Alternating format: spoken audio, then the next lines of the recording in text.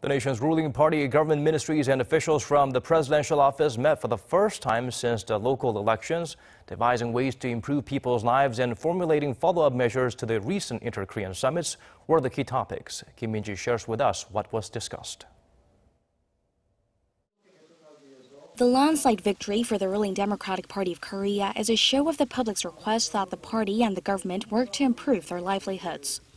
That was a consensus among senior ruling party lawmakers and top officials from government ministries and the presidential office, who said Wednesday that all efforts will now be directed at bettering people's lives.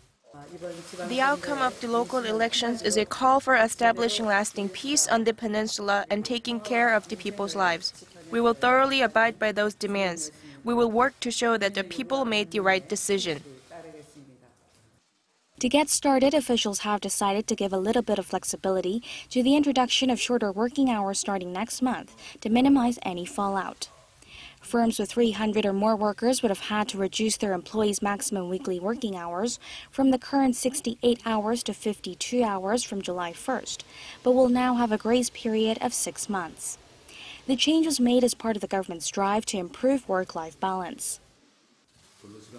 The amendment to the law came very quickly, and there hasn't been much time to prepare for the change.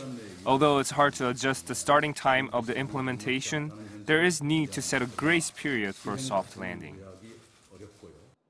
The government also plans to announce a set of customized support and job creation measures for people depending on their income level. The Moon Jae-in administration has been pushing for so-called income-led growth, which consists of creating a virtuous cycle of increased household income and spending.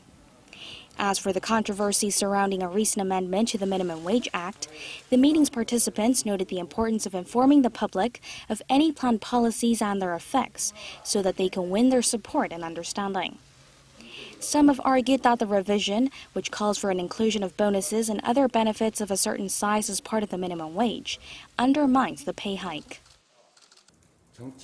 The Presidential Policy Office will work around 3 goals: being swift in implementing policies, making sure policies have the desired impact, and making sure people feel the effects of policies. The officials also made clear the need to swiftly implement follow-up measures in light of the recent developments on the Korean peninsula, such as carrying out economic cooperation, family reunions, and joint participation in sporting events. The ruling party also said that they will call on opposition parties for their cooperation to ratify the Inter-Korean Summit Declaration or at least adopt a resolution that supports it. Kim Min-ji, Arirang News.